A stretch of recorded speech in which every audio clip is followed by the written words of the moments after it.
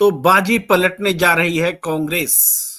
कांग्रेस ने रोजगार को मुद्दा बना लिया है, युवाओं को मुद्दा बना लिया है, उम्मीद जगा रही है कांग्रेस। और आज ही के दिन जन्नत पहुंच गए हैं मोदी। जी हां, स्वर्ग कहा जाने वाला कश्मीर, नरेंद्र मोदी कश्मीर पहुंच गए हैं। और सीएए पर भी उन्होंने शाह को ललकारा है। तो आज हम इसी विषय पर चर्चा करने जा रहे हैं। हमारे साथ जुड़ चुकी हैं अ, अ, मीनू जी जुड़ चुकी हैं। बहुत जल्दी हम उनसे बात करेंगे और मुखातिब होंगे। ये स्वागत है मीनू जैन जी आपका। और मैं हूं प्रेम कुमार। प्रणाम इंडिया में आपका बहुत बहुत स्वागत है। मीनू जी, सबसे पहले आपकी प्रतिक्रिया क्या कहेंगी आप राहुल गांधी बाजी पर? हेलो जी, आप सुन पा रहे हैं मुझे? हेलो जी। Hello hello. हाँ हाँ, आवाज आ रही है, आवाज आ रही है हाँ आपकी। हाँ जी। देखिए, आपने पूछा कि राहुल गांधी बाजी पलटने जा रहे हैं। देखिए, इस वक्त जो माहौल है इस देश के अंदर, वो आप राहुल गांधी की भारत जोड़ो न्याय यात्रा में देख रहे होंगे और आपने तेजस्वी की यात्रा में भी देखा होगा। इस देश का युवा एक बहुत डेस्परेट है, हताश है, निराश है। उसको काम चाहिए, उसको रोजगार चाहिए, नौकरी चाहिए, जो कि वर्तमान सरकार, जो मोदी की सरकार है, वो देने में असफल साबित हुई है।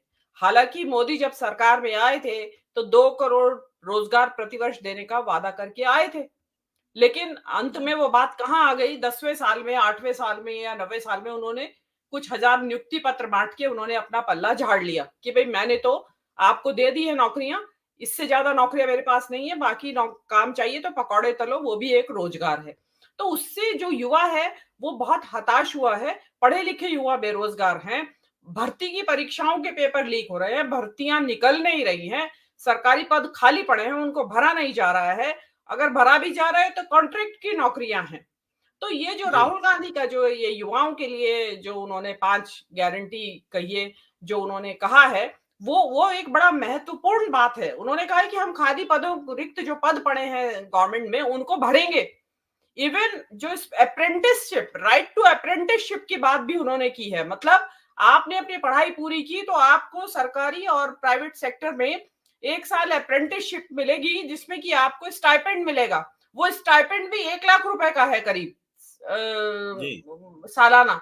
तो वो उस दौरान जो युवा है उसको कुछ आमदनी भी होगी और उसके पास एक्सपीरियंस भी हो जाएगा। तो जब वो बाजार में उतरेगा अपने रोजगार के लिए तो वो एक्सपीरियंस के साथ उतरेगा। और एक्सपीरियंस जो व्यक्ति होता है उसको नौकरी मिलने में ज्यादा आसानी होती है। वो है जी। उन्होंने गिग वर्कर के अभी लिए जो अभी ये अभी थोड़ी डिलीवरी। देर पहले मीनू जी, राहुल गांधी ने एक ट्वीट किया है और उसमें बहुत महत्वपूर्ण बात कही। हम चाहेंगे कि अपने दर्शकों के सामने ये ट्वीट रखें। अ, देखिए, राहुल गांधी ने कहा है, एक युवाओं एक और खुशखबरी सुनो। युवाओं एक और खुशखबरी सुनो। कांग्रेस की भरोसा योजना 30 लाख पदों पर स्थायी नियुक्ति की गारंटी है। बहुत बड़ी पंक्ति है ये।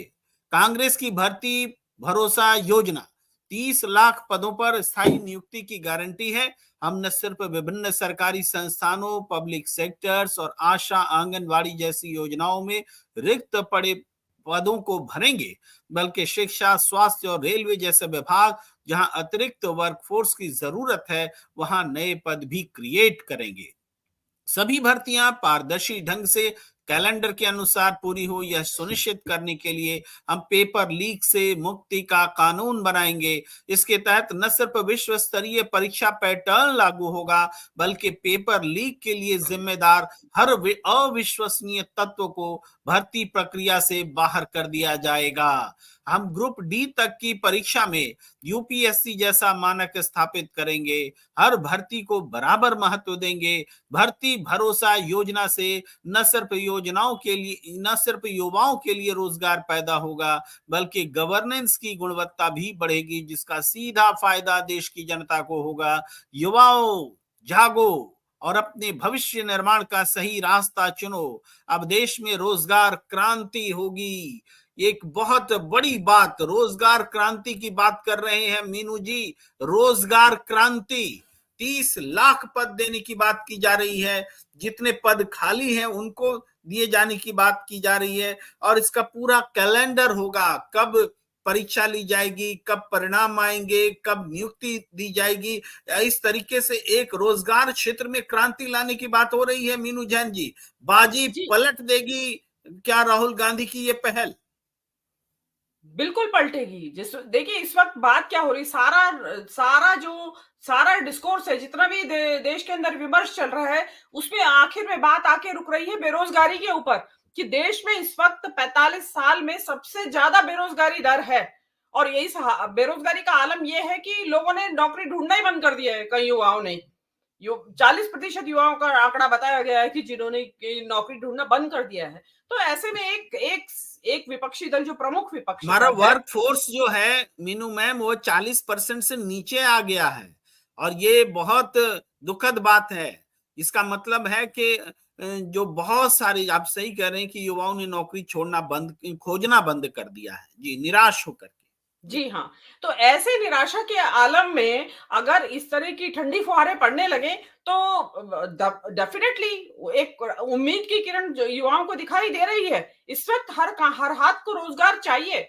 देखिए, घर चलाना और इतनी महंगाई में काम करना, इतनी महंगाई में घर चलाना आज मुश्किल काम है। एक आदमी की कमाई से आज काम घर नहीं चलता है। आज बच्चों को, युवाओं को जो घर में बैठे हैं, पढ़ लिख के बेरोजगार बैठे हैं, उनकी कमाने की उम्र है और वो घर में बेरोजगार बैठे हैं, उनके लिए भी एक आत्मसम्मान का प्रश्न है प्रेम जी ये, कि हम माँ बाप के ऊपर बोझ बने हुए हैं अभी भी, इस उम्र में भी। तो और बहुत से बच्चे लोग गलत कदम उठा लेते हैं, अपने जीवन को खत्म कर देते हैं इसी चक्कर में, निराश होकर। तो ऐसे में अगर चुनाव आने वाले हैं और एक सरकार जो है, जो ये पूछा जा रहा है बार बार कि भाई आप बताइए, आप कांग्रेस बताए या विपक्ष बताए कि उनके पास क्या रोड मैप है, तो ये जो रोड मैप दिया है, ये तो ऐसा रोड मैप है और वेल लेड आउट है। इसमें ऐसा नहीं कि खाली आपको जबानी जमा खर्च कर दिया है, उन्होंने डिटेल दी है, उन्होंने सेक्टर्स बताए हैं कि कौन कौन सेक्टर में खाली पड़े हुए हैं पद, जिनको भरा नहीं गया है तो उनको भरा जाएगा। तो ये डेफिनेटली एक बहुत बड़ी उम्मीद की किरण है, और एक बहुत क्रांतिकारी, जिसको कहते हैं आप, एक निर्णय है ये डेफिनेटली। जी जी, हमारे साथ सुरेंद्र दुबे सर जुड़ गए हैं। सुरेंद्र दुबे सर, आपका बहुत नमस्कार। बहुत स्वागत है। देखिए, आज हम कश्मीर पर भी चर्चा करने वाले हैं, हम आज सीएए पर भी चर्चा करने वाले हैं, लेकिन सबसे बड़ी बात जो है, वहां से हमने बात शुरू की है, वो है कि कांग्रेस ने जिस तरीके से, राहुल गांधी ने जिस तरीके से युवाओं के लिए एक रोजगार का रोड मैप सामने रखा है, रोजगार क्रांति की बात कही है। ये टर्म मेरा नहीं, राहुल गांधी का दिया हुआ टर्म है, रोजगार क्रांति। और इसके तहत उन्होंने 30 लाख युवाओं को नौकरी देने की बात की है। यह भी बात की है कि जो पढ़े लिखे लोग होंगे, जिनके पास डिग्री होगी, उनको 1 लाख रुपए दिए जाएंगे, और इसके अलावा इंटर्नशिप दी जाएगी, इसकी गारंटी की जाएगी। तो इस तरीके से रोजगार और युवा, ये दो विषय पर, और भविष्य, इनको भविष्य दिखाते हुए, सपने दिखाते हुए जो राहुल गांधी ने ये बात रखी है, इस पर एक विमर्श होगा। बहुत लोग कहते हैं कि ये नहीं हो सकता, नहीं हो सकता, लेकिन बिहार में जब तेजस्वी यादव ने कर दिखाया, तो राष्ट्रीय स्तर पर भी ये हो सकता है। और इसलिए ये निश्चित रूप से एक ऐसा मुद्दा होने जा रहा है जो पूरे देश की सियासत को मोड़ देगा, बीजेपी को इसका जवाब देने के लिए मजबूर करेगा कि आपकी सियासत में वो 2 करोड़ नौकरी के वायदों का क्या हुआ, जो इतने सारे रिक्त पद हैं, 30 लाख खाली पद, उन पदों को क्यों नहीं भरा गया। इन सारे सवालों पर जवाबदेही भी सुनिश्चित कर रही है बीजेपी के लिए, आरोप भी है, और कांग्रेस ने उम्मीद भी पैदा की है। सुरेंद्र दुबे सर, अनम्यूट कर लीजिए प्लीज। मैंने ऊपर पढ़ लिया, बाजी पलटने जा रही कांग्रेस, तो मैं समझ गया कि आप यही शुरू करेंगे, क्योंकि मैं थोड़ा देर से जुड़ा तो थोड़ा संदर्भ समझने में टाइम लग जाएगा। लेकिन आप जानते, मैं दूसरे चैनल में था तो वहां भी जल्दी लोग छोड़ना नहीं चाहते हैं, तो हमने कहा जितना जल्दी निकल लें। आपको सर कोई छोड़ना नहीं कांग्रेस चाहता है, हमारे दर्शक भी इंतजार करते हैं और हम इंतजार करते रहते हैं कब सुरेंद्र दुबे सर आएंगे, क्योंकि आपकी जो एक एक बात होती है ना वो 9 लखा वाली बात होती है। कहिए सर। अरे नहीं, आप लोगों का बहुत बहुत धन्यवाद। चलते शुरू करते। देखिए, गारंटी 5 राहुल गांधी ने दी। पहले हम ये देखें कि राहुल गांधी की इस जो न्याय यात्रा, भारत जोड़ो न्याय यात्रा चल रही, इसका रिस्पांस क्या है। तो मैं देख रहा हूं जहां भी वो जा रहे हैं लोग उनके पीछे पीछे भागे भागे जा रहे हैं, पैदल जा रहे हैं, उनके इंतजार में घंटों से खड़े हैं। और दूसरी ओर जहां साहब जा रहे हैं वहां कुर्सियां खाली हैं, वो खाली कुर्सियों से बात कर रहे हैं, राहुल गांधी सड़क पर खड़े लोगों से बात कर रहे हैं। तो ये शो करता कि कहीं कुछ माहौल बदलता सा दिख रहा है। अब उसका असर क्या होगा ये बाद में बात करेंगे, होगा नहीं होगा।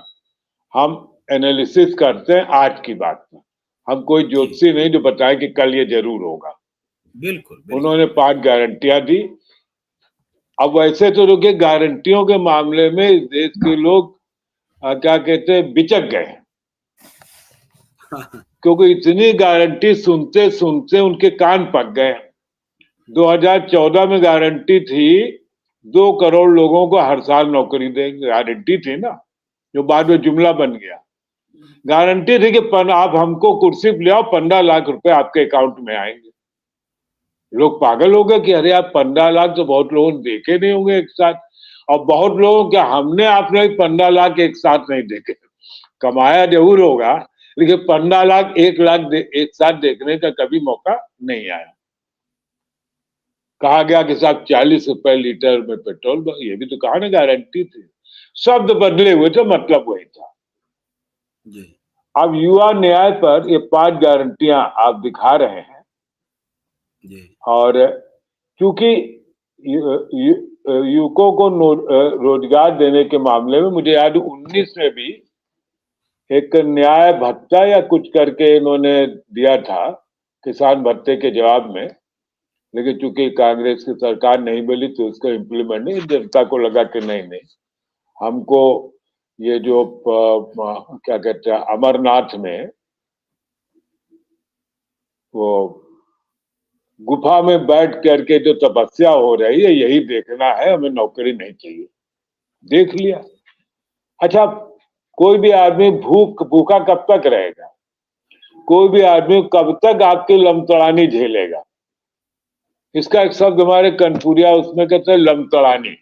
अब वो पता नहीं किस लैंग्वेज का है कि हमारे यहाँ खूब इस्तेमाल होता है कि लमतड़ानी चल रही है।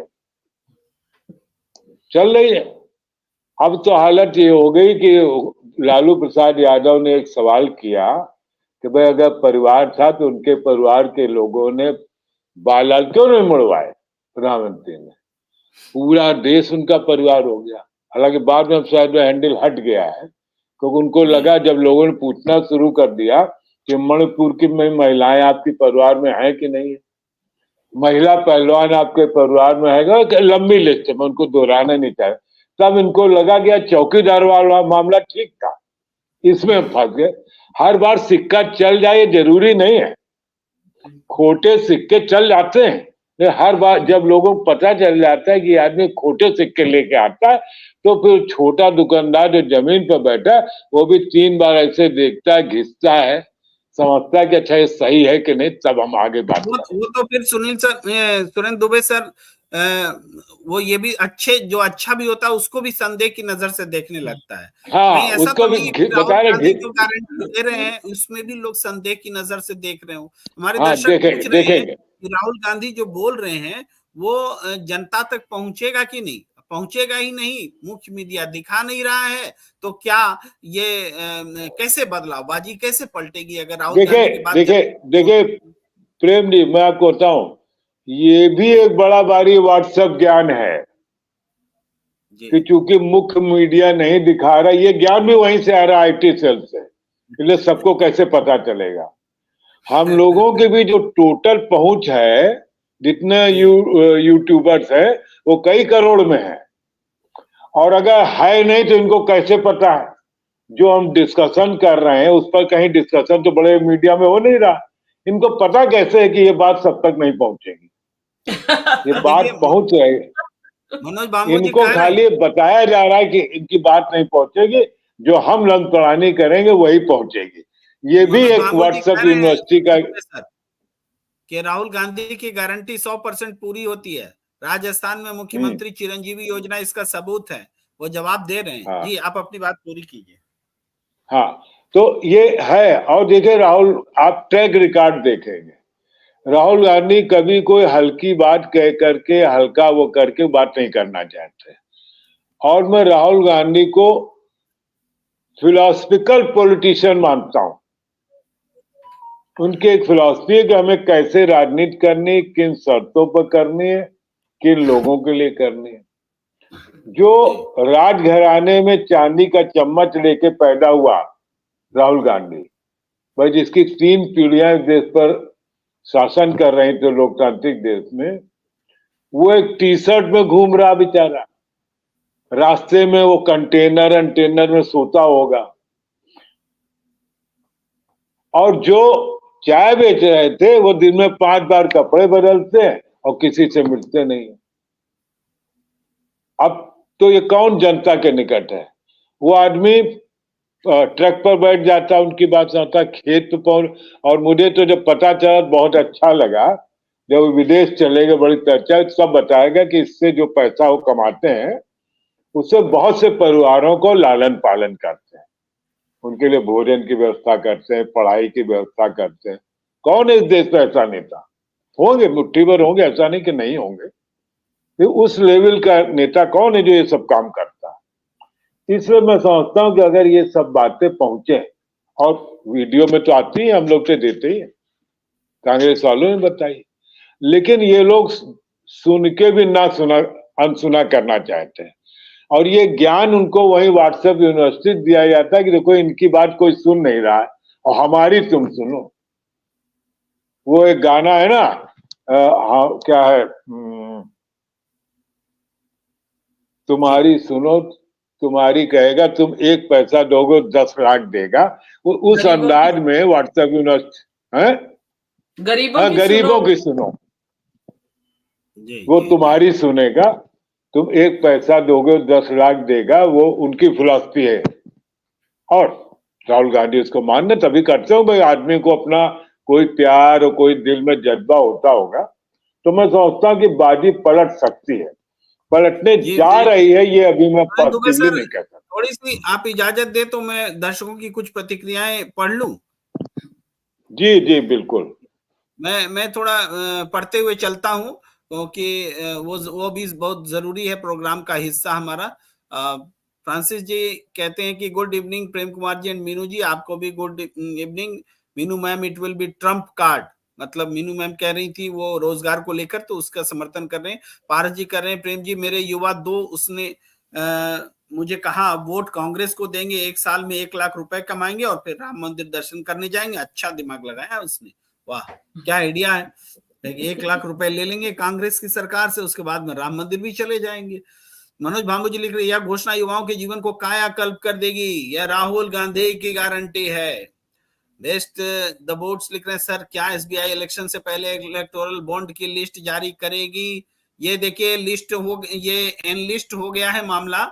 आज एडीआर ने केस, एडीआर की तरफ से प्रशांत भूषण ने केस दायर कर दिया है, ताजा खबर ये है। और सुप्रीम कोर्ट ने सुनवाई के लिए हाँ कर दी है। इसका मतलब कंटेम्प्ट ऑफ कोर्ट का तो मामला बनेगा, इसके पूरे आसार हैं। ये तो अभी फिलहाल इतना ही कहा जा सकता है। आयुष पटेल कह रहे हैं, राजीव जी हम सभी राहुल गांधी जी को ट्विटर पर फॉलो किए, उनका ट्वीट तत्काल पढ़ते और लाइक और शेयर करते हैं। यानी राहुल गांधी जी की जो बात हम बता रहे हैं मीनू जी, वो बात हमारे दर्शकों को पहले से पता है। ये दर्शक बता रहे हैं कि आप पीछे चल रहे हैं, हम आपसे आगे हैं। तो कहाँ राहुल गांधी की बात नहीं पहुंच रही है लोगों के बीच? वो तो पहुंच रही है, हमसे पहले पहुंच रही है। अभिजीत जी कह रहे हैं, Rahul Gandhi doing time pass and you social media support him. मतलब इनकी भी बात लेनी पड़ेगी। सुरेंद्र दुबे सर कह रहे हैं कि राहुल गांधी जो है वो तो टाइम पास कर रहे हैं बैठ करके, और हम लोग उनको सीरियसली ले रहे हैं। एक कमेंट तो इस पर मार ही दीजिए, फिर हम आगे बढ़ते हैं जी।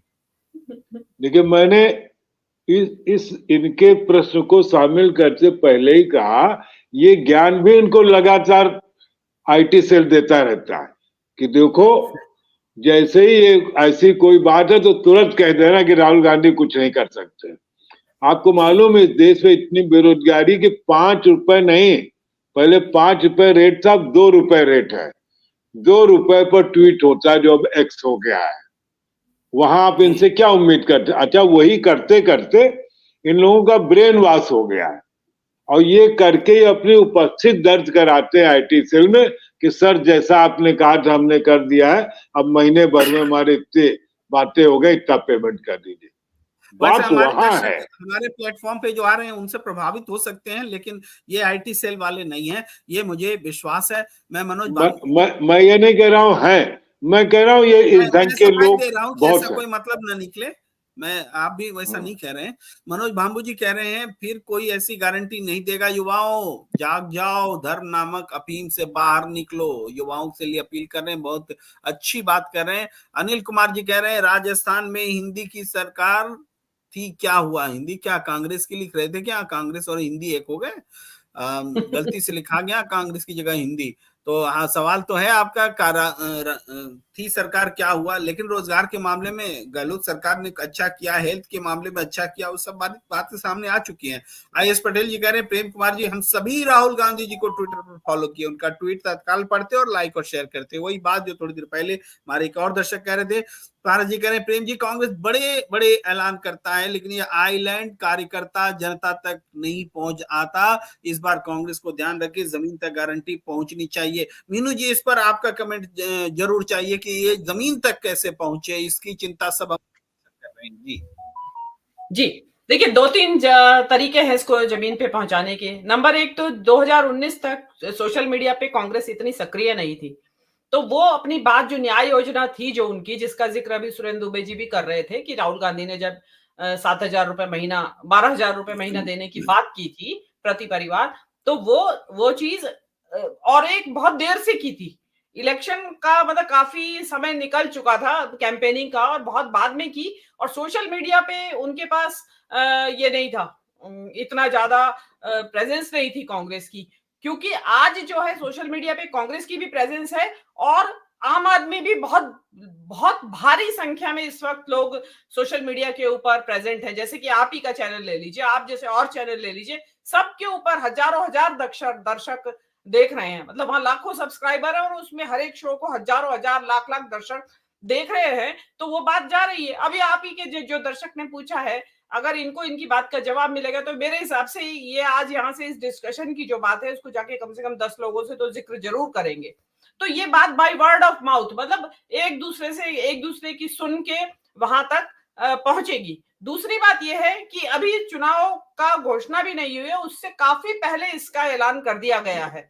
तो इसमें काफी समय है कांग्रेस के पास कि इस योजना को प्रचारित किया जाए और आम जनता के बीच में पहुंचाया जाए। अब देखिए क्या क्या तरीका लाती है प्रेस कॉन्फ्रेंसेस के जरिए, नुक्कड़ नाटकों के जरिए, नुक्कड़ सभाओं के जरिए, छोटे छोटे जनसभाओं के जरिए, क्या किस तरीके से कांग्रेस इस चीज को प्रचारित करती है, ये अब कांग्रेस की रणनीति के ऊपर डिपेंड करेगा। और मैं मानती हूँ कि कांग्रेस के जो रणनीतिकार है वो 2019 के मुकाबले वो मेरे ख्याल से बेहतर, इस टाइम थोड़ा मैनेजमेंट अच्छा हो रहा है मीडिया का भी और सोशल मीडिया का भी। मतलब आप कह रहे हैं पहले से स्थिति अच्छी है कांग्रेस की, वो जमीनी स्तर पर काम करने लगी है, जनता से इंटरेक्ट कर रही है, सोशल मीडिया स्ट्रांग हुआ है, संवाद मजबूत हुआ है, मीडिया भी उनको दिखाने के लिए बाध्य हो रही है, स्थितियां बदल रही हैं, आप ये कह रहे हैं, इसलिए जनता तक बात जाएगी। इस बीच कुछ प्रतिक्रिया लेते हैं। विजय त्रिपाठी जी कह रहे हैं कि Prem sir it is vicious circle because I understand economy.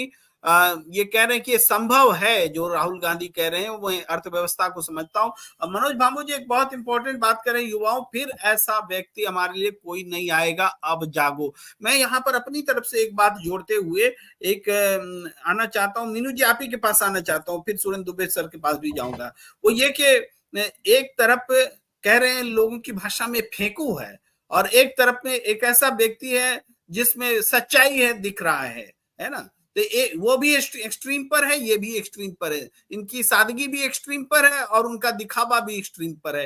वो रोज कपड़े बदलते हैं, ये फटे कपड़े भी पहन के चल देते हैं, टी शर्ट पहन के भी चल देते हैं वो, और ये आप समझ रहे हैं, मुझे बोलने की जरूरत नहीं है। तो दोनों एक्सट्रीम सामने है। तो ये कह रहे मनोज बाबू कि युवाओं फिर ऐसा व्यक्ति हमारे लिए कोई नहीं आएगा, अब जागो। और मैं कह रहा हूं फिर ऐसा व्यक्ति आगे ना आए, इसके लिए जागो। तो मीनू जी, ये आपकी बात में भी आप भी दोनों कंट्रास्ट सामने रख रहे हैं, मनोज भामू जी और आप किसी और व्यक्ति के बारे में कह रहे हैं ना आए, और मनोज भामू जी कह रहे हैं ये व्यक्ति आएगा नहीं इसके जैसा। तो ये दो कंट्रास्ट है, राहुल गांधी और जो मोदी जी हैं, उनका सोच में भी कॉन्ट्रास्ट है। वो फेंकू जुमलेबाज जैसा उनके बारे में कहा जा रहा है, पब्लिक कहती है, मैं नहीं कह रही हूँ, पब्लिक कहती है। तो उस देखिए, राहुल गांधी की जो ये विश्वसनीयता है, ये अचानक से नहीं बन गई है कि भाई आज राहुल गांधी ने 5 गारंटी दे दी तो पब्लिक टूट पड़ी और विश्वास करने लगी। नहीं, ये काफी समय से चल रहा है। आप इसको कोरोना के टाइम पे देख लीजिए, नोटबंदी के टाइम पे देख लीजिए, आप जीएसटी के बारे में जो उन्होंने अपना आकलन दिया था, वो बातें बिल्कुल सही सही साबित हुई। चाइना के बारे में, इवन जो गलवान वैली के बारे में, राहुल गांधी थे जिन्होंने सबसे पहले इसको ब्रेक किया था सोशल मीडिया के ऊपर खबर को। तो और उसके बाद भी राहुल गांधी जिस तरीके की बातें कर रहे हैं, और उसके बाद उन्होंने जो ये भारत जोड़ो यात्रा, उन्होंने 4000 किलोमीटर पैदल नाप दिया हिंदुस्तान को, और खाली चले नहीं, उसके भी हर तबके से बातचीत की, हर तबके की समस्या को सुना, और फिर उसके बाद फिर दूसरी यात्रा शुरू हो गई है। उस यात्रा में जो एक नई चीज निकल के आई कि युवाओं की जो अंदर दबा हुआ सतह के नीचे जो लावा उबल रहा था, वो सामने आया है निकल के, और उसी का परिणाम है कि ये गारंटी सामने आई है, और उसी का परिणाम है मनोज बाबू जी की ये प्रतिक्रिया सामने आई है कि ऐसा व्यक्ति नहीं आएगा। तो ये राहुल गांधी की सतत परिश्रम और सोच का, जो अभी सुरेंद्र दुबे जी कह रहे थे, फिलोसफर है, पॉलिटिशियन, जानता राजा, शिवाजी महाराज के बारे में महाराष्ट्र बोलते जानता राजा, मतलब ज्ञानवान राजा, जानता है, जो बहुत कुछ जानता है। तो वो ज्ञानवान राजा, इस पॉलिटिशियन, फिलोसॉफिकल, और देखिए उसमें अपने सलाहकारों की बात को सुनने वाला, जो साथ में सलाहकार है, ऐसा नहीं कि उसमें अपनी चलाने वाला, वो वाली बात भी, ये भी एक कॉन्ट्रास्ट है। एक बार फिर हम लौटते हैं दर्शकों की प्रतिक्रिया से। महेंद्र सिंह जी लिख रहे हैं, फेकू ने कभी भी अपनी गारंटी पूरा नहीं किया, चाहे शादी की बात हो। देखिए, ये बात मजाक की तो है, लेकिन चुनाव आयोग जिस तरीके से राहुल गांधी को हड़का रहा है, आप समझ जाइए, कल से ये लिखने की आपको आजादी नहीं रहेगी, मुझे दिखाने की ये आजादी नहीं रहेगी कि ये दर्शक को बिना कैसे आपने लिख दिया, ये पर्सनल अटैक है, कुछ भी इसको डिफाइन किया जा सकता है। जबकि आज आपने, महेंद्र सिंह जी, आपने ये बात जो लिखी है इसलिए लिखी है क्योंकि परिवारवाद पर एक विमर्श छिड़ा हुआ है। लालू प्रसाद ने बोला, उसकी जवाब में बीजेपी ने मोदी का परिवार कहा, फिर सबने कहा कि अगर मोदी का परिवार है तो उन सबको तो बेलमुंडा होना चाहिए था, बाल कटाने चाहिए थे, दाढ़ी बनाने चाहिए थे, किसी ने नहीं कटाया, मां मर गई और बाल नहीं कटाया, केस नहीं कटाया, काहे का परिवार। ये सारी बातें चल रही हैं, और उसी में आप ये कह रहे फेकू ने कभी भी अपनी गारंटी पूरा नहीं की, चाहे शादी की बात क्यों ना हो। आपने फेकू कह करके हमें बचाव जरूर दिया है, और मैं नाम बोलूंगा नहीं ताकि लोग अब समझे, कोई भी हो, मैं कहूंगा मैं भी जानता, मैं तो किसी फेकू के बारे में बोल रहा था, वो शादी की बात भी हमारे महेंद्र सिंह ने उन्हीं के बारे में कही है, तो लेकिन यहाँ मैं बच जाऊंगा कुछ बोल करके। लेकिन कैसे भी अगर कनेक्शन मिल गया सुरेंद्र दुबे सर, तो राहुल गांधी के बारे में कहा जा रहा है कि पॉकेट मार मत बोलो, जेब कतरा मत बोलो, एक मारता है, एक चुराता है, एक हड़काता है, ये बोल करके जो मोदी है, ये अमित शाह है और ये अडानी है, जो बोलते हैं, ऐसा बोलने पर प्रतिबंध लगने वाला है। सुरेंद्र दुबे सर, देखिए, यही सब बातें, देखिए चुनाव आयोग की जो स्थिति हो हम आप जानते हैं जी, और मैं एक अरसे से कह रहा हूं कि चुनाव आयोग लंबी छुट्टी पर चल रहा है। Actually it is the government who is running the election commission, और उसको ऐसा नहीं कि कांग्रेस जमाने में भी इतना हमेशा होता था कि चुनाव आयोग इस बात का ध्यान रखता था कि पीएम कब अपनी बात खत्म कर लेंगे, अनाउंसमेंट्स कर लेंगे, उतना दिमाग में रहता है, बाकी वो किसी को कोई सुनता सुनाता नहीं था। अब आज ये हो गया कि साहब वो राहुल गांधी का इतने सेंटेंस कहे जा रहे हैं, एक भी बार अगर ये चुनाव आयोग सत्ता पक्ष के किसी व्यक्ति को कुछ कहता हुआ मिले तो आप हमको बताइएगा। लेकिन ठीक है, उन्होंने राहुल गांधी पर वो रोक लगाना चाहते, हमारे ऊपर तो सरकार भी रोक लगाना चाहती। जब हम उसी से लड़ करके अपनी बात कह रहे हैं तो चुनाव आयोग को कोई बहुत बड़ा हंटर वाला नहीं मानते, वो एक जादूगर का ही एक खिलाड़ी है। वो एक साथ में होता है ना जमूरा, हाँ जमूरे बता क्या हो रहा है, इस टाइप का मामला है। मुझे लगता है कि हमें इसको चुनाव आयोग भी बड़ी मजबूरी में वो काम कर रहा है, उसकी मजबूरी समझना चाहिए। उसके जो स्थिति है इतनी नाजुक है कि वो अपने इंस्टीट्यूशन की और अपनी इज्जत नहीं बचा पा रहा है। हमें उनको वो उतने पॉइंट्स दे देने चाहिए, ग्रेस मार्क, और अपनी बात सलीके से कहना चाहिए। ये बात ठीक है कि हम कम से कम बैठ करके यहाँ पर अपने YouTube पर अशिष्ट भाषा का इस्तेमाल नहीं करना चाहिए, लेकिन शिष्ट भाषा का भी इस्तेमाल ना करें, इसका कोई मतलब नहीं है। अब आप देखिए अपने चलिए हम आगे प्रतिक्रिया ले लीजिए, कोई फिर आते हैं। जी जी, प्रतिक्रियाएं बहुत अच्छी अच्छी आ रही। इस बीच मैंने स्क्रीन पर लगातार दिखाया है, अब आगे मैं प्रतिक्रिया पढ़ रहा हूं। जो दिखा दिया उसको छोड़कर, राहुल जी की यह कमजोरी है या ताकत कि वे मोदी जी की तरफ फेंकते या नाटकबाजी नहीं करते हैं। अब बताइए, ये भी बताने की जरूरत है कि ये कमजोरी है कि ताकत? आप खुद ही पूछ रहे हैं, खुद ही उत्तर दे रहे हैं। विनय प्रसाद जी पूछ रहे हैं, मोदी मीडिया तो जनता के बीच में जाती नहीं है, लेकिन फिर भी खबरें ऐसे चलाते हैं, ऐसे लग रहा है कि रात दिन बीच में ही रहते हैं। मतलब मोदी मीडिया जो है इस तरह से खबर चलाती कि उनको लगता है कि जैसे वो जनता के बीच रहते हैं। ये कंट्राडिक्टरी बातें हैं विनय प्रसाद जी, या आपकी बातें मुझे समझ में नहीं आ रही।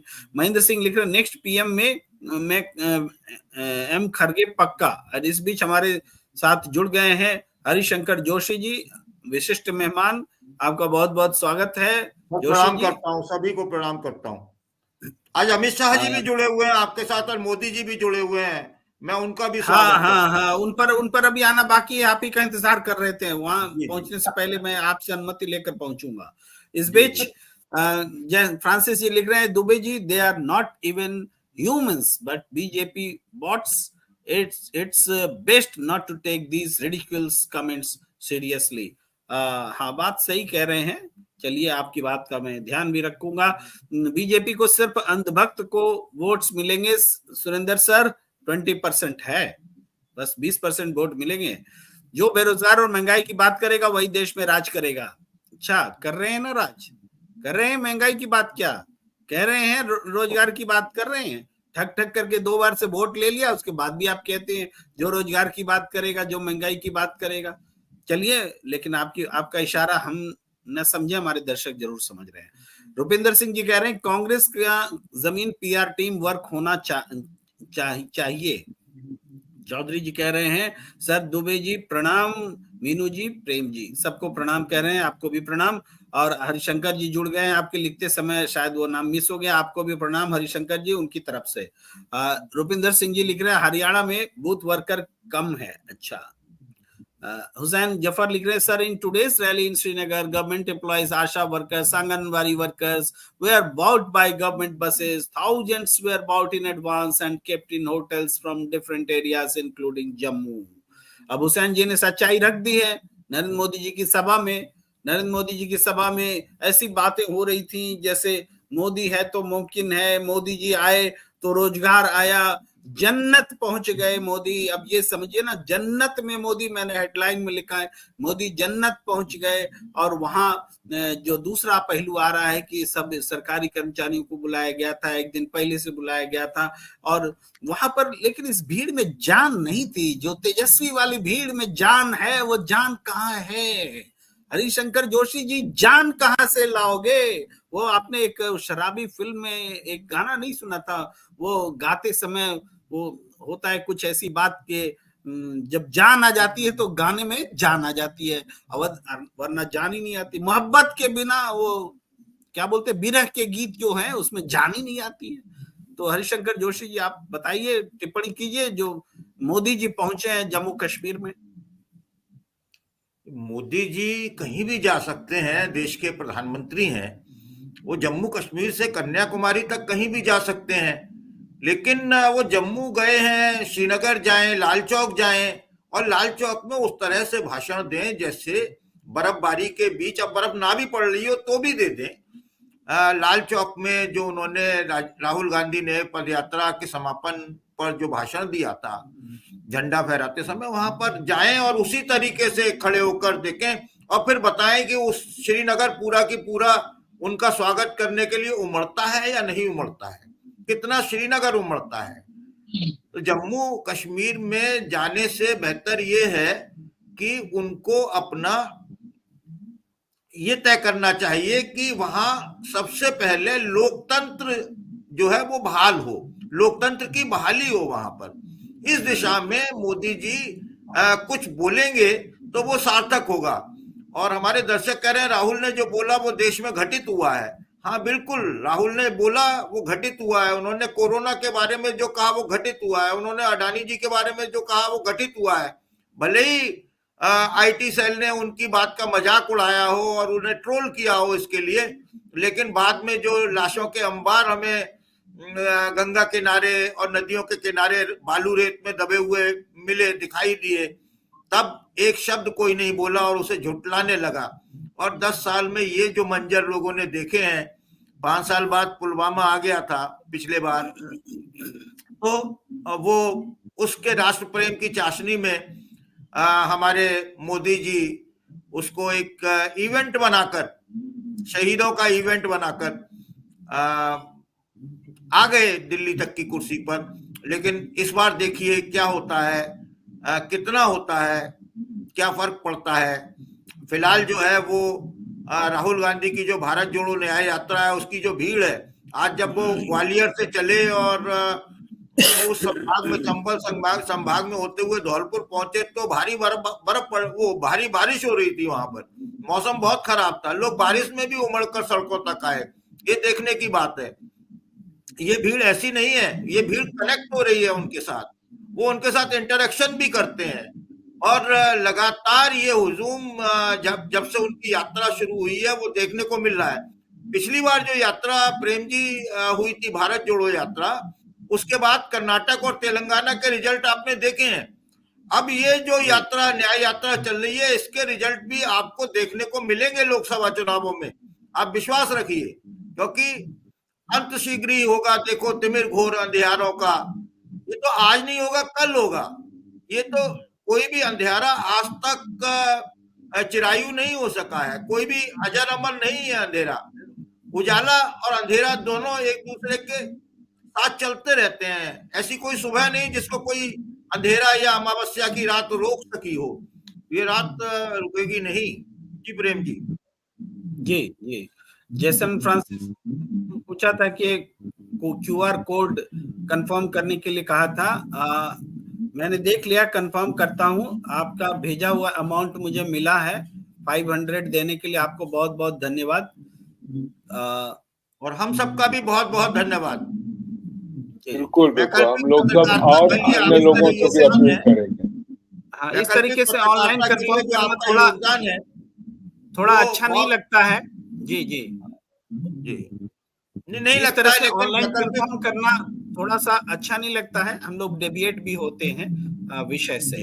तो चलिए फिर भी मैं आगे बढ़ता हूँ कुछ प्रतिक्रियाओं के साथ। मैं आता हूँ। मनोरंजन मोहन राज पुरोहित जी कहते हैं, अब देश के बेरोजगार युवाओं को सोचना है कि वो किस तरह की सैर में, पूरी बात नहीं अधूरी है। मुझे ऐसा लगता है फिल्म में खलनायक थे, ऐसा ही लीडरशिप में खलनायक मोदी जी हैं। मुझे क्यों फर्क नहीं पड़ता दोनों में, इमरान जी का ये की चिंता है। विनय प्रसाद जी कह रहे हैं, राहुल जी को लोग सुनने लगे हैं, पसंद करने लगे। ऐसा नहीं है। हाँ, ये मानते हैं कि कार्यकर्ता की कमी है और कुछ उनके अंदर जो नेता बनने का तो बहुत मादा रखते हैं, लेकिन जमीन पर उतरते नहीं, कुल मिलाकर के ये कह रहे हैं कि राहुल गांधी में पोटेंशियल है, इस बात को मान रहे हैं। विजय त्रिपाठी जी कह रहे हैं दुबे सर सरफरोशी की तमन्ना अब हमारे दिल में है, देखना है जोर कितना बाजुए कातिल में है। विजय त्रिपाठी जी तो सीधे आपको ललकार रहे हैं सुरेंद्र दुबे सर। हाँ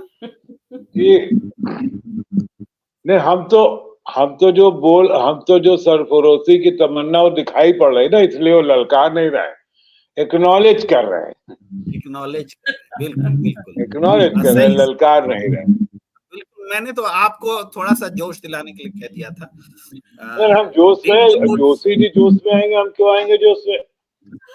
लोग अगर राहुल गांधी को पीएम देखना चाहते हैं, बट अगर वो अपने आप को पीएम के लिए आगे नहीं करेंगे तो लोग इंडिया अलायंस को वोट क्यों देंगे? ये बहुत शिद्दत के साथ दिल से पूछा हुआ सवाल है मीनू जी। अगर वो बोलेंगे ही नहीं कि हम पीएम बनना चाहते हैं तो लोग उनको क्यों वोट देंगे, बताइए ना। देखिए, मैं आपको एक सिद्धांत की बात बता देती हूँ, एक संवैधानिक बात बताती हूँ कि राजनीतिक सिद्धांत की बात है। हम पार्लियामेंट्री डेमोक्रेसी है, हम संसदीय लोकतंत्र हैं, और ये मोदी जी ने चला दिया है नया रिवाज कि चुनाव से पहले प्रधानमंत्री घोषित होगा कि कौन है प्रधानमंत्री। ऐसा नहीं होता संसदीय व्यवस्था में। संसदीय व्यवस्था ये कहती है, जहां संसदीय लोकतंत्र है, चाहे दुनिया में कहीं पे भी है, आप यूनाइटेड किंगडम में ले लीजिए, आप ब्रिटेन में ले लीजिए, जहां पे भी है वहां पे यही होगा कि पहले चुन लिया जाएगा प्रतिनिधियों को, हम अपने सांसद चुन लेते हैं। अब हमारे जो सांसद है, संविधान के अंदर भी यही लिखा है कि जो सांसद है वो चुनेंगे नेता, कि कौन बनेगा नेता। ये जो पहले से जो नेता डिसाइड कर लिया गया है, ये प्रेसिडेंशियल फॉर्म ऑफ गवर्नमेंट होती है, अध्यक्षीय शासन प्रणाली में होता है ऐसा, जैसा कि अमेरिका में वहां शुरू हो गया है पहले से। मीनू जी दो और सवाल एक साथ रखता हूँ। मीनू जी दो और सवाल आपके लिए एक साथ रखता हूँ। मनोहर लाल जी के जी, आप हरिशंकर जी कुछ बोलना चाहते बोल लीजिए, तब मैं सवाल आता हूँ लेकर जी। अनम्यूट करिए पहले, आप पहले अनम्यूट कीजिए। हरिशंकर जी आपको सुन नहीं पा रहे हैं हम। राहुल गांधी पीएम क्यों नहीं अपने को घोषित कर रहे हैं, या उनकी पार्टी क्यों उन्हें घोषित नहीं कर रही है? देखिए, ये एक सवाल बार बार उठता रहता है, लेकिन मैं जितना आकलन कर पाता हूँ वो ये है कि राहुल गांधी प्रधानमंत्री बनने के उत्सुक नहीं है। वो कोई पद अपने पास रखना नहीं चाहते हैं। वो महात्मा गांधी बनने की दिशा में अग्रसर हो चुके हैं। बन पाएंगे नहीं बन पाएंगे, क्योंकि महात्मा गांधी क्यों देंगे ये तो बताइए, बहुत मुश्किल है, लेकिन वो उस राह पर देंगे उनको, ये बताइए। प्रश्न ये है कि बनना नहीं चाहते तो वोट क्यों दें आपको? नहीं, देखिए ऐसा है, वो कांग्रेस एक विचारधारा का नाम है। वो कहते हैं बार बार कांग्रेस एक विचारधारा का नाम है। अब विचारधारा को वोट दे रहे हैं, और निश्चित तौर पर कांग्रेस जो है वो अब वर्तमान जो कांग्रेस है, जब से राहुल गांधी ने अध्यक्ष पद से इस्तीफा दिया है, और उनके लिए बार बार ये कहा गया कि दबाव डाला गया, अध्यक्ष पद खाली रखा गया, लेकिन उन्होंने ठान लिया कि मुझे अध्यक्ष नहीं बनना है, मुझे पद नहीं लेना है। फिलहाल वो पद लोलुपता से दूर है।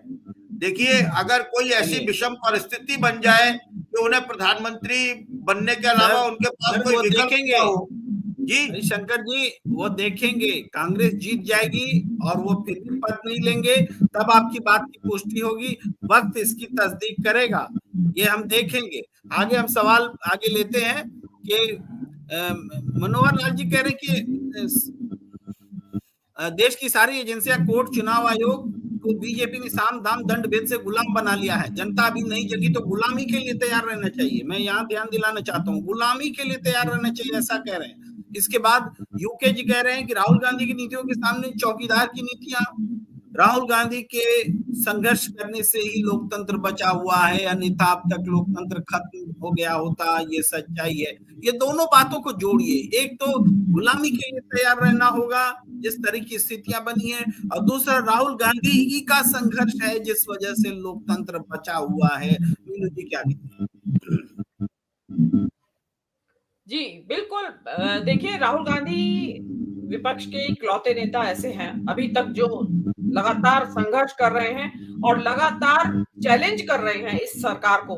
देखिए, अच्छे नेता, अच्छे बड़े नेता आपने देखा होगा कि पाला बदल के बीजेपी में चले गए डर के मारे, या तो विरोध नहीं कर पाए या उनके कुछ कर्म ऐसे थे जिस वजह से वो वहां चले गए। और आप देखिए कि मोदी जी ऐसा नहीं है सारे काम गलत सही करते हैं, वो बहुत सारी बातें अपनी पार्टी के अंदर भी गलत कर रहे हैं, वहां भी किसी की हिम्मत नहीं है पार्टी में उनके खिलाफ बोलने की। तो विपक्ष का जो नेता है राहुल गांधी, वो सामने से ललकार रहे हैं। आप ये देखिए आज के वक्त में जिस हिसाब से राहुल गांधी खुलेआम ललकार रहे हैं, और वो खुली कार के जीप के ऊपर बैठ के बगैर, चारों तरफ से खतरा है उनके ऊपर, लेकिन उसके बावजूद जो सरफरोशी की तमन्ना भी एक ने लिखा था, तो वो राहुल गांधी भी वही कर रहे हैं कि बिल्कुल सरफरोश बने हुए, मतलब उनको चिंता नहीं है इस वक्त, उनको देश की चिंता है, देश के लोकतंत्र की चिंता है। तो मेरा ये मानना है कि राहुल गांधी जो कर रहे हैं वो वास्तव में वो एक बहुत बड़ा, मतलब जनता को उम्मीद बनती है कि कोई तो नेता है बोल रहा है। देखिए बीच के दिनों में ऐसा हो गया था, जब तक राहुल गांधी की भारत जोड़ो यात्रा शुरू नहीं हुई थी, सड़क पर नहीं उतरे थे राहुल गांधी, तो बार बार ये कहा जाता था कि भाई सड़कें सुन, वो लोहिया जी को कोर्ट किया जाता था, नहीं सड़कें गर्म रखिए, सूनी मत करिए, नहीं तो संसद आवारा हो जाएगी, और वो भी रखी थी। लेकिन राहुल गांधी उतरे हैं तो लोग उनके पीछे चले हैं। आप देखेंगे पहली यात्रा में भी और आज भी दूसरी यात्रा में भी हजारों हजार लाखों लाखों लोग पीछे हुजूम चल रहा है उनके। तो वो कोई ऐसा नहीं है कि बसों में भर के लाया गया है उनको, वो चल रहे हैं, तो लोग अपने आप से चल रहे हैं। उनको ये लगता है कि हम लोकतंत्र बचाने का जो यज्ञ चल रहा है उसमें हम अपनी आहुति दे रहे हैं। और आप जो ये सुन रहे हैं और ये कमेंट कर रहे हैं, ये भी आप भी लोकतंत्र के समर्थन में राहुल गांधी के साथ हैं। और जो विपक्ष के जो भी नेता लोकतंत्र बचाने की बात कर रहे हैं, उन सभी का साथ दिया जाना चाहिए। ये मेरी आप दर्शकों से भी अपील है। जी जी जी। इस बीच एक सवाल हमारे दर्शक ने उठाया है, साइड में दोनों की तस्वीरें, इसको मैं बताना चाहता हूं। दरअसल हेडलाइन पर हम लोग बहुत बात कर रहे हैं, बाजी पलटनी जा रही है कांग्रेस, और ये जो साइड में दो तस्वीरें हैं उस पर भी हम बात करने वाले हैं, और बात शुरू हो चुकी है थोड़ी बहुत। तस्वीर है नरेंद्र मोदी, और कश्मीर में उन्होंने भाषण दिया। कश्मीर में 5 साल बाद वो पहुंचे, और कश्मीर पहुंचने से ये पता चलता है कि चुनाव आ गया है कश्मीर में, क्योंकि वरना चुनाव के बिना तो नरेंद्र मोदी जाते नहीं है कहीं। अब चुनाव है तो वो गए हैं, और उसके बाद वहां जो भीड़ इकट्ठा हुई है उसकी भी सच्चाई सामने है। एक तो ये कारण है, उस पर बात करेंगे। दूसरा है कि अमित शाह जी ने दिल्ली में आज ललकारा है, CAA तो लागू होकर रहेगा, कोई ताकत रोक नहीं सकती। अब मेरा माथा ठनका हुआ है, इस पर हम सूरज सर के पास आए। अरे सबसे बड़ी ताकत तो सरकार होती है, जनता की चुनी ही सरकार, जनता से भी बड़ी कोई ताकत होती है क्या? अब अमित शाह जी किसको ललकार रहे कि कोई ताकत इसको रोक नहीं सकती? अरे आपसे बड़ी कोई ताकत है क्या? और हाँ, जनता जब ताकतवर बनाकर दूसरी सरकार का गठन करेगी तो वो रोकना चाहेगी तो रोक देगी, रोकना चाहेगी तो रोक देगी, क्योंकि जनता की ताकत सबसे बड़ी ताकत है। सुरेंद्र सर जी, प्रेम जी, जब वो ये कहते हैं कि कोई ताकत इसे नहीं रोक सकती है, तो इसकी प्रतिध्वनि में ये आता है कि मैं इसे लागू नहीं करूंगा। 19 में भी उन्होंने कहा था कि मैं लागू करूंगा, और मेरी जानकारी के अनुसार शायद उसकी वो नियमावली भी अभी पूरी नहीं बनी है। हाँ, वो उनका एक चुनावी जुमला है जिसको वो दिखाते रहते हैं, माइनॉरिटी को एक डंडा, कि देखो हम हिंदुओं को दिखाते कि देखो इधर मारेंगे, तुम लोग सब चिंता मत करना। मुझे याद आता कश्मीर की बात चल रही तो अभी एक दो डायलॉग हमको जमाने के बड़े अच्छे लगते थे। उसमें हर मीटिंग में ये बड़े बड़े नेता और हमारे योगी जी भी कहते थे कि देखो हमने कश्मीर से 370 हटा दी, अब कोई भी आदमी जा करके कश्मीर में जमीन खरीद सकता है। वो उस आदमी को जमीन खरीदने कह रहे थे जो अपने जिला और पंचायत में जमीन खरीदने की हैसियत में नहीं है। और अगर हुआ है तो इनको आंकड़े देना चाहिए था कि कितने लोगों ने जमीन बाहर के लोगों ने जाके वहां खरीदी। वो तो अंबानी के लिए कुछ चल रहा था कि उद्योगों के नाम पर कुछ खरीदेंगे। हमने उसको कभी मतलब खोजबीन नहीं की, तो मैं बता नहीं सकता हूँ, शायद प्रेम जी को उसका आइडिया हो। दूसरी बात ये कहा गया कि साहब चुनाव कराए जाएंगे, बहुत समय से चल रहा चुनाव कराए जाएंगे। अब जब आप कह रहे हैं कि 5 साल बाद वो पहुंचे हैं, तो मान लेना चाहिए कि चुनाव कराएंगे, करा देंगे, अच्छा है। लेकिन वो ये देखने गए होंगे कि क्या चुनाव करा दिया जाए या अभी ऐसे ही चलने दिया जाए, क्योंकि अब जहां जा रहे हैं कुर्सियां खाली, तो खाली कुर्सी देख करके कोई चुनाव नहीं कराता है।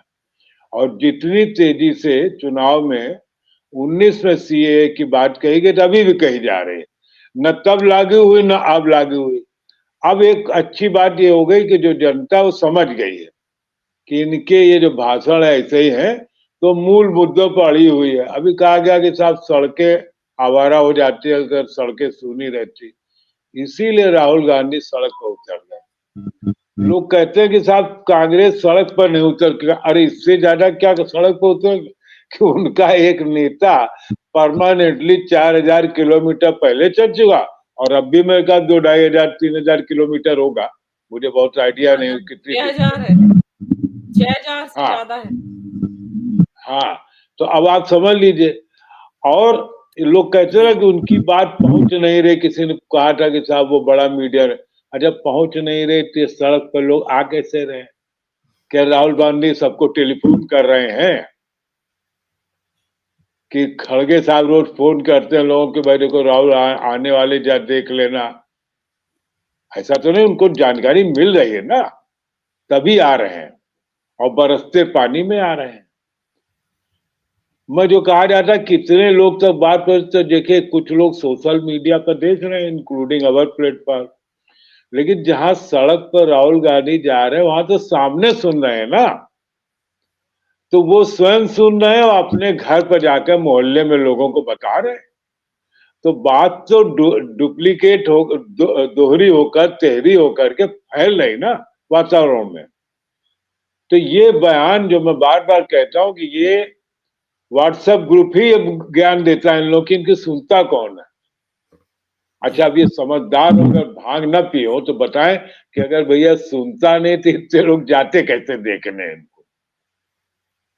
भाई देखने के लिए जाना पड़ेगा ना, इनके पास सरकार तो है नहीं, इनका तो जितने पैसे थे वो भी सब गवर्नमेंट छीने ले रही है। शासन में 1-2 जगह है, वहां भी अड़ंगा लगा ही रहे होंगे, पैसा चाहिए ना। लेकिन इसके बावजूद अगर लोग सुन रहे हैं, इनके साथ जाना चाहते हैं। सुरेंद्र दुबे सर, थोड़ी देर पहले हम लोग बात कर रहे थे, विजय त्रिपाठी जी का कमेंट आ गया कि Prem sir, I was telling this to BJP not Dubey sir. वो तो मैंने मजाक में आपके ऊपर फेंका था, विजय जी ने थोड़ी सफाई दी। लेकिन अब थोड़ा सा मैं डाइवर्ट करना चाहता हूँ। हमारे दर्शक बहुत पॉलिटिकली जागरूक भी हैं और कुछ सवाल इकट्ठा पूछ रहे हैं। मैं मीनू जी के पास भी आता हूँ और हरिशंकर जोशी जी के पास भी आता हूँ। सवाल 2 हिस्सों में है। एक हिस्सा ये है कि हमारे दर्शक बोल रहे हैं कि बीजेपी केरल में करुणाकरण की बेटी को अपने साथ में जोड़ रही है, बीजेपी आंध्र प्रदेश में टीडीपी से समझौते कर रही है, बीजेपी और भी बहुत कुछ करती हुई। तो इसमें ओडिशा में बीजू जनता दल के साथ में अलायंस होने ही वाला है, लगभग लॉक हो गया है। तो ऐसी स्थिति में ये जो बाजी पलटने जा रही है कांग्रेस, हमने लिखा है, उसके जवाब में ये तर्क है, ये चीजें हो रही है। तो एक तो इसका जवाब चाहिए, इसका जवाब मैं हरिशंकर जोशी जी से लूंगा। लेकिन इससे पहले एक और बात जो कही जा रही है, वो जवाब मैं मीनू जी से लेना चाहता हूँ। दर्शक कह रहे हैं कि चिराग पासवान जो है मौसम वैज्ञानिक हैं, अपने पिताजी की तरह, वो अब इंडिया गठबंधन में आना चाहते हैं, छोड़ना चाहते हैं। इसी तरीके से और भी बातें हो रही हैं कि इंडिया गठबंधन बहुत अच्छे तरीके से आगे बढ़ रहा है, महाराष्ट्र में भी कुछ अच्छा करता दिख रहा है। तो इस तरह की भी फीलिंग दर्शक दे रहे हैं। तो मीनू जी, पहले आप इसका जवाब दीजिए, फिर हरिशंकर जोशी जी के पास वो सवाल लेकर चलूंगा जो हमने अभी रखा। जी मीनू जी। देखिए, अगर वो कह रहे हैं कि चिराग पासवान मौसम वैज्ञानिक हैं, देखिए मैं तो नहीं समझती हूँ कि मैं इतना कुछ उनके व्यक्तित्व के बारे में तो नहीं जानती हूँ, ना उनकी इतनी लंबी पारी है। कि मैं बहुत कुछ कन्विक्शन के साथ कोई कह सकूं कि वो मौसम वैज्ञानिक हैं या नहीं है। लेकिन उनका जो है नीतीश कुमार जी के साथ 36 का आंकड़ा चल रहा है पिछले चुनावों से, तो जिधर नीतीश कुमार है उधर चिराग पासवान नहीं रहेंगे। तो एनडीए में नीतीश कुमार पहले नहीं थे, छोड़ दिया था, तो चिराग पासवान उधर थे। नीतीश कुमार एनडीए में आ गए हैं, तो चिराग पासवान उनकी रैली में नहीं आए थे, मोदी जी की रैली में जहां पे नीतीश कुमार जी मौजूद थे। तो प्रोबेबली ये कारण हो सकता है जिसको आप कह रहे हो। और दूसरी बात ये भी है कि ऐसी बातें हवा में है कि उनको इंडिया गठबंधन ने 10 सीटें ऑफर की हैं, तो लिए एक बहुत बड़ा आकर्षण है आने के लिए, क्योंकि इंडिया जो एनडीए गठबंधन है वो तो उनको 10 सीटें नहीं देने वाला है। तो अगर यहाँ से जो अगर ये बात सही है कि 10 सीटें उनको मिल रही हैं, तो अब मौसम वैज्ञानिक कह लीजिए उनको, या एस्ट्यूट पॉलिटिशियन, मतलब बहुत समझदार घात राजनीतिज्ञ कह लीजिए, कि जो ज्यादा सीट देगा वो उधर आ रहे हैं। तो मेरे ख्याल से कोई भी राजनीतिज्ञ बढ़िया ऑफर को एक्सेप्ट करेगा। जी मीनू मैम जी, आपकी बात को थोड़ा सा जोड़ लेता हूं कि ऐसा भी नहीं है कि वो केवल ऑफर देख रहे हैं, वो देख रहे हैं विश्वसनीय कौन है, क्रेडिबल कौन है। नीतीश कुमार को वो बिल्कुल पसंद नहीं करते और नीतीश कुमार उनको एनडीए में रखना नहीं चाहते। तो जो 6 सीट एलजेपी लोक जनशक्ति पार्टी के नाम पर एनडीए में है, वो 6 सीट पर दावेदारी चिराग पासवान कर रहे हैं और पारस जी भी, उनके चाचा जी, छोड़ने को तैयार नहीं। अब बीजेपी 6 एक्स्ट्रा सीट तो क्रिएट नहीं कर सकती, ना नीतीश कुमार क्रिएट कर सकते। ये प्रॉब्लम सोल्व होने ही वाला नहीं है ना, तो क्योंकि पार्टी को तोड़वाने वाले का काम बीजेपी ने किया था, आज सुलह करने के समय में वो हाथ पीछे कर लिए हैं, तो दोनों को लड़ा दिया है। अब उसका परिणाम तो यही होना था। इसलिए जो इनको फ्यूचर भी पॉलिटिकल उधर ही दिख रहा है। कुल मिलाकर के ये एनडीए के भीतर का झगड़ा है। एनडीए जो संभाल नहीं पा रहा है चिराग पासवान को, और चिराग पासवान अपना भविष्य इंडिया गठबंधन के साथ देखने जा रहे हैं। ये मैं एड ऑन करते हुए अब हरिशंकर जी के पास आता हूं। हरिशंकर जी, बीजेपी ने तो पूरा देश में एकदम एक सूत्र अभियान चला लिया है, सबको तोड़ रहे हैं, सबको जोड़ रहे हैं, जो नहीं मान रहा उनको सीबीआई ईडी जोड़ के भेज रहे हैं। अरे बंगाल में भी एक जज साहब को जोड़ लिया पार्टी में। अब वो 20-20, 25-25 बार तो टीएमसी के खिलाफ में सीबीआई का ऑर्डर कर चुके थे।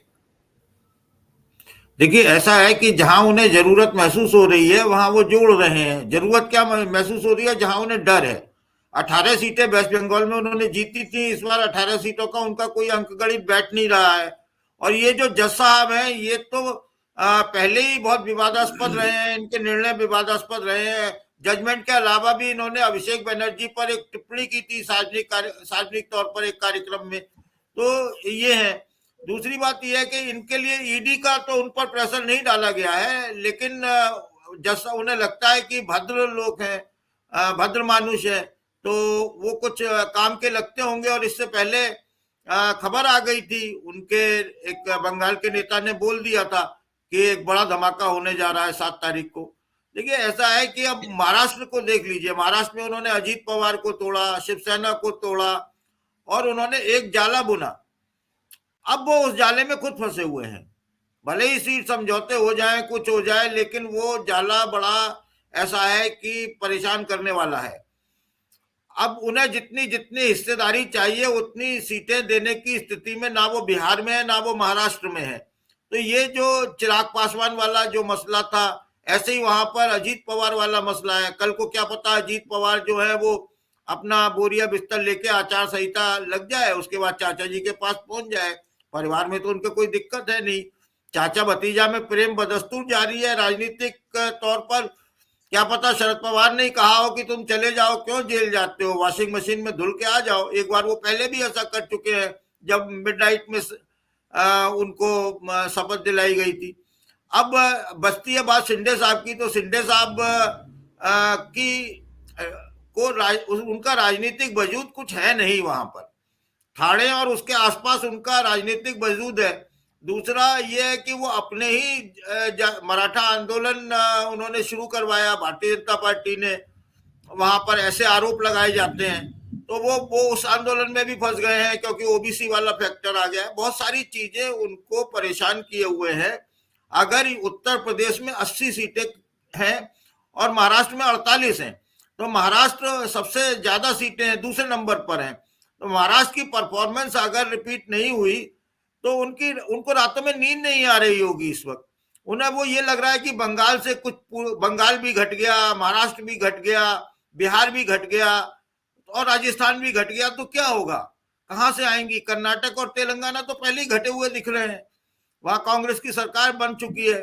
तो ऐसी स्थिति में मोदी साहब और बीजेपी फंसी हुई है। अब उन्हें कोई गांगुली मिल जाए, हो सकता है कि कल अगर उन्हें ये पता चल जाए कि साहब मीनू जी हैं वो देहरादून से जीत सकती हैं और बहुत अच्छी विश्लेषक हैं, तो वो हो सकता है मीनू जी से भी कहें कि वो आप ज्वाइन कर लीजिए, आपको टिकट दे रहे हैं गढ़वाल से या उत्तराखंड से। तो वो आजकल इस स्थिति में आ गए हैं। वो ये अब अच्छा किया आपने, नाम टॉस कर दिया मीनू जी का, ये बहुत अच्छा किया आपने। एक हमारे पैनल से भी तो एक सांसद होना चाहिए, कोई तो आए। बिल्कुल होना चाहिए सर। बिल्कुल होना चाहिए सर। मैं आखिरी कमेंट के लिए सुरेंद्र दुबे सर के पास जाना चाहता हूं। आप तो एक समअप कीजिए ही, लेकिन हरि जी के हिस्से का की बातचीत का प्रश्न का एक हिस्सा रह जा रहा था, वो है उड़ीसा। उड़ीसा में बीजू जनता दल और बीजेपी के बीच में गठबंधन हो रहा है। ये बीते दिनों की कुछ घटनाओं से जोड़ के देखिए। कांग्रेस में कई बड़े बड़े नेता बीजेडी छोड़ करके, बीजेपी छोड़ करके आ रहे थे, और इसमें बहुत थोड़े समय पहले गिरधर गोमांगो आ गए थे। अभी हाल में आज भी एक पूर्व सांसद आए हैं।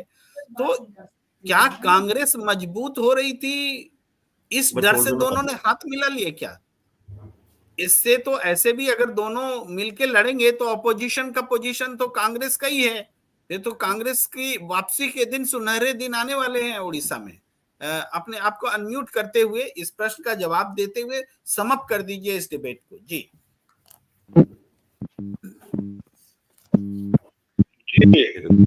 प्रेम जी, आप इस ढंग से समझिए कि बीजू जनता दल सत्ता के साथ, वो लोग पॉलिटिक्स मतलब विधानसभा में अपना वर्चस्व बनाए रखते हैं, बाकी वो हमेशा केंद्र में जो भी सत्ता उसी के आसपास रहते हैं।